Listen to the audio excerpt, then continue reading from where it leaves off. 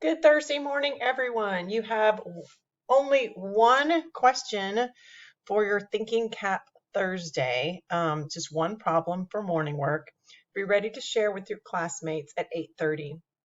At 9:45, we will continue with our story of the week instead of holding a whole group of math during this time. We're going to have a little bit of a change in today's schedule.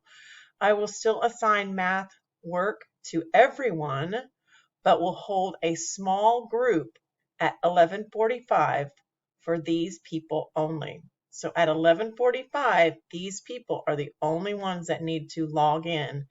Francis, David, Adriana, Rafaela, Olivia, Maripaz, and Luciana. So for everyone at 11:45, if I did not call your name, you will, if I did not mention your name, you will use this time to complete your math work assigned in Seesaw. But at 11:45, I do need to see Francis, David, Adriana, Rafaela, Olivia, Maripaz, and Luciana. Let's make it a great Thursday, and I'll see you guys at 8:30.